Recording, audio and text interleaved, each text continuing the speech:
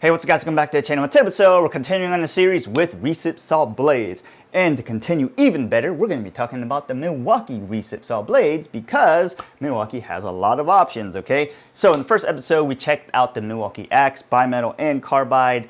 It's designed for wood with nails. It literally says it on the blade. On today's episode, we're going to be talking about the Milwaukee Wrecker, right? The bimetal one and the carbide tip one, okay? The Wrecker is actually designed for multi-material cuts, including wood with nails, whereas the Axe is designed for wood with nails. So, what is the gap and what's the performance difference look like? If you're cutting wood with nails, well, you don't want to miss this. Stick with us.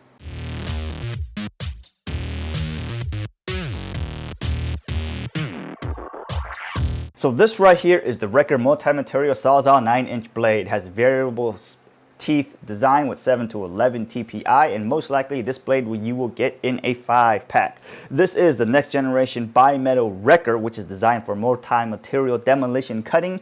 It means it has the capability to cut nail embedded wood, plastics, and variety of metals. The blade has 25% more high-speed steel for increased life and durability. And with all of these features, this is the true demolition blade for the professional worker.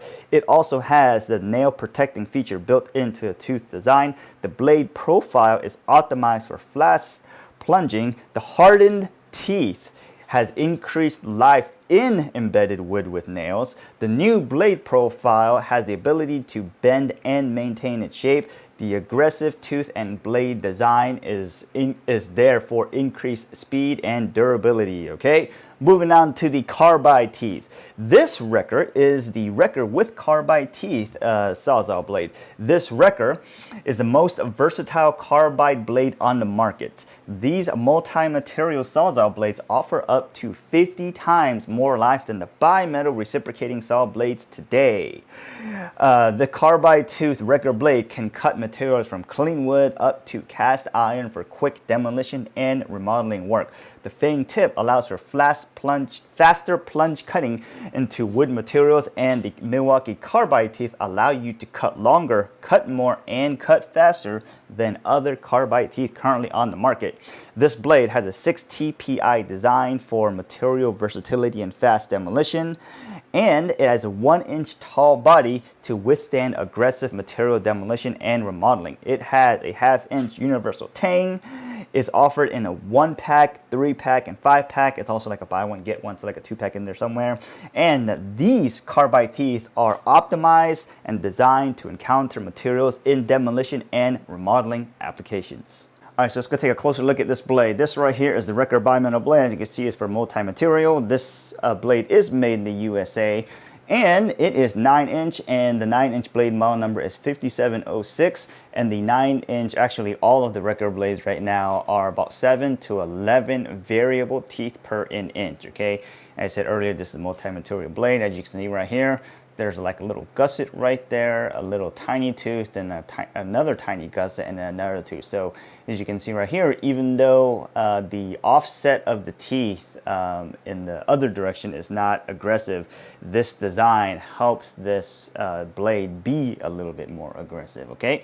So as you look right here, it does have a little bit of a fang tooth, but nowhere nearly as aggressive as it was on the other blade we read previously, the Axe. So if you want to look at it this way, this bimetal blade has medium aggressive, moderately aggressive teeth offset this way. As you would imagine, this will probably help you to cut pretty aggressively, but probably not as fast as the Axe, okay? So moving on to the carbide tooth recip blade. So this one right here, Wrecker multi-material. As you can see right here, the fang tooth here is a little bit more different than the one here. There's a little bit more gap, helping you to be a little bit more aggressive and cut more deeply, okay? This blade is also made in the USA. This is also a 9-inch version, and unlike the bimetal version, the carbide version is solid 6 TPI. The 9-inch model number is 5242, and going back to the teeth here, as you can see, it is not variable as it was on the bimetal version, okay? So evenly spaced, pretty big gussets, especially compared to the bimetal one here. So it helps you remove a lot more of that material in one swoop. And because it is bigger here, it will help, it should in theory help it cut more aggressively, all right? So let's compare it real quick to the axe. So this right here is another Milwaukee Axe demo blade, or wood with nails blade, that people may confuse between this and the Wrecker. The biggest difference here mainly is this axe is made for wood with nails, or at least marketing wise says wood with nails, and the Wrecker is designed for multi-material. So in theory, the axe should do better with cutting wood with nails, but the design of the Wrecker may get you a little bit further. We're gonna have to go in testing to find out. But you know, just comparing the two, they're both made in USA. The Wrecker's 7 to 11 TPI, the axe is 5 TPI. As you can see here, the gussets between the axe blade are a little bit bigger, and it's got that little nail bump guard tooth thing that helps you not just, you know, rip off the teeth of that. But also, if you look at it this way, the offset of the teeth are pretty aggressive. So this axe should help you cut faster. If you're cutting clean wood, this is probably the one to go with. Like I said, we'll go into testing and find out, all right? Moving on to this carbide version here. If you look at the carbide version of the axe versus the Wrecker, the carbide axe is 5 TPI, the Wrecker is 6 TPI. They're both made in USA. They both have this fang tip, as you can see here. The gussets, or the gullets, or whatever you want to call them, between the axe are going to seem a little bit bigger if you look at it this way, mainly because there's one less tooth per inch, so there is a little bit more space for that material removal. And also this has a little nail guard here, whereas the Wrecker doesn't have the nail guard, but because the teeth aren't as aggressively set apart, nor are they aggressively this way, you should technically, in theory, get more life with this Wrecker blade. So like I said, we'll go on testing and find out. So without too much further ado, let's get into testing.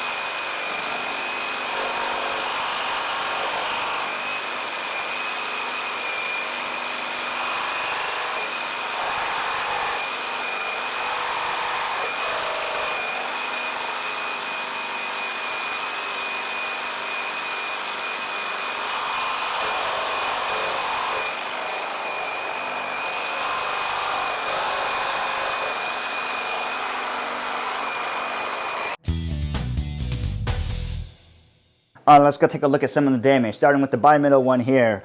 You saw here the Wrecker was able to cut through the nails just fine, but really had hard time on the screws, and let's go take a look at why. So look at these teeth right here where you would see it touch the screws, and you can see they've pretty much leveled off, and there is almost no sharpness of this tooth here. And as you can see a little bit further down here, the sharpness of this tooth, the pointy edge has worn off and it's kind of flattened out a little bit, okay? So it was kind of going there for a few, I don't know, probably a minute or two, and it wasn't really getting anywhere, so we called it there.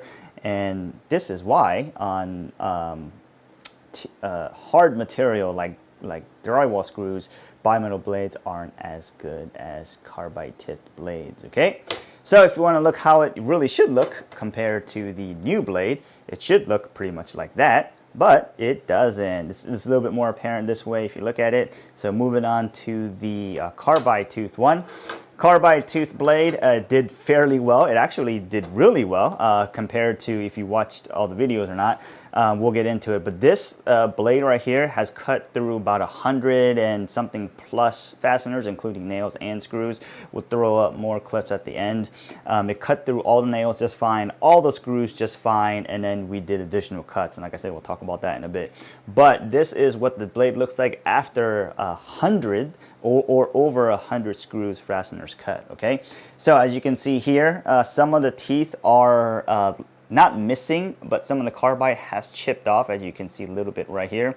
The carbide chip is a little bit missing, but the teeth overall are still in good enough condition to continue cutting, as you would imagine, okay? So if you want to look at it this way, maybe at this angle, you can see some of the carbide tips missing a little bit, but the chunk of carbide that should be on the tooth is still there, okay? So a good way to look at it is probably this way. You can kind of see each carbide tooth is there, but there may be a little bit of damage to each of the carbide teeth. All right, so let's go ahead and get into the numbers. First, we ran the same Sawzall we always run in all of our tests with the same weight with the Bimetal Wrecker Blade. And with the Bimetal Wrecker Blade, it cut all 3 runs of the 16D framing nails. So all 36 nails, the average of all 3 runs was around 22.39 seconds. And if you look at the runs, they're pretty close, right, in terms of time. Then we moved on to the drywall screws, which gives it a completely different story. So on the first run, it just failed, did not finish. Second run, obviously, third run did not finish. It cut maybe about 3. We cut away, looked at it. It was about 3 screws that kind of got cut before the blade dulled out. All right, so therefore putting in the total number of fasteners cut right around 39 nails, okay? Moving on to the carbide tipped Wrecker, and that's where things really get interesting, all right? So on the 16D framing nail, it cut all 3, no problem, all 36, no problem. And you know, the average of 3 runs was around 29.41 seconds, okay? So you know it's already a little bit slower than the bimetal one. You would probably tell that from the teeth design. Moving on to the drywall screws. So first run, 34.57, second run, 32.95, and third run, 37.28. You know, this all in the 30s somewhere. And it cut through all of those just fine, no problem. Cut all 36 perfectly fine. Average of 3 runs was around 34.93 seconds, okay? So we looked at the blade there, and then we said, wow, you know, this blade looks like it'll probably get more, okay? So what we did there after that was make additional runs, like 4, 5, 6, 7, 8, 9, 10. So we made, was it like 7 additional runs? And we'll throw those numbers up on the screen if you want to take a look at it. But as you can see, with each run, it started getting a little bit slower. And for some reason, on the 10th run, or on the last run, it actually got just a hair faster than the run previously before that, right? So the run slowing down over time, that makes sense. The teeth are getting dulled out, all kinds of stuff are happening. For some reason on the 10th run, it, you know, kind of broke that anomaly. Anyways, the point is that it was able to cut, at that point, 156 plus fasteners from nails and not deck screws, drywall screws. So that one obviously right now is going to reign champ on the leaderboard. So let's go take a look at the leaderboard.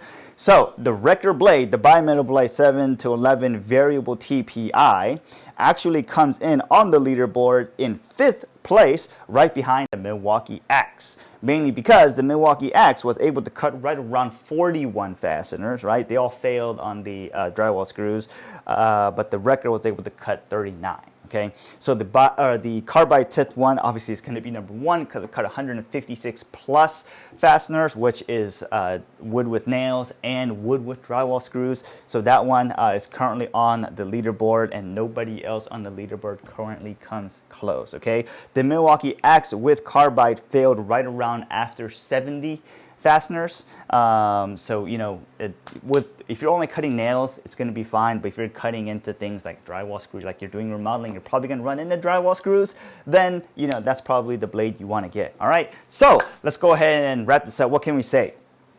This Wrecker Blade, you know, the material, it's multi-material. It's designed for wood with nails, just like the Axe, which is designed for wood with nails. But the Wrecker excels because it can cut multi-material, and the teeth design allow you to cut longer, maybe not faster, but longer, okay? And sometimes longer is better than faster, okay? So with that being said, would I go out and buy these blades again? Short answer is yes. We did buy these blades. Nobody sponsored this video. Nobody sent it to us. We did buy them. So the Wrecker Blade will probably be the blade that we would go out and get if we are going to encounter some type of hard material like deck screws, drywall screws, or something like that. That's probably the demo blade to get right now. Probably not get the Axe unless you're going to be mainly just cutting clean wood. If you're cutting clean wood, the Axe is obviously the one to get because it's faster, the more aggressive teeth design, and the bigger space between teeth allow you to cut faster, and you don't have to worry if you're cutting clean wood, you know, if you're going to run into nails or screws. But if you're going to run into screws, you want to get the Wrecker, okay? Speaking of that, let's go talk about the price. So the Bimetal Wrecker Blade, you'll most likely find in a 5-pack or bigger packs, but you know, probably 5-packs, and they'll come out to right around $4 a piece. Whereas the Wrecker Carbide Teeth one, I think on the marketing material it says like 1s, 5s, or something like that. So you could probably get each one right around $13-ish. Every once in a while you go into a big box store, there's some kind of sale, you can get like a buy one, get one, and you can get them down to maybe like $6 or $7. But you know, that's like promotional items and stuff like that. So let's just say on average it costs about $13, okay? So that right now is currently the most expensive blade on our leaderboard, then followed up by the Axe, which is a $10 blade. But the Wrecker Carbide tipped blade can cut significantly longer than the Axe Carbide tipped blade. So, you know, make sure you get that if you're going to run into tough materials. So, like I said, hope this video helped you guys out. We're really here just to test the blades and try to figure out what's going on. I think a lot of people are probably going to want to know, how does Diablo stack up? You know, that's probably one of the next ones that we really want to find. So, hope this video helped you guys out. If you have any questions like that, let us know. Get back to work. Otherwise, have a great day, and we'll see you guys next time.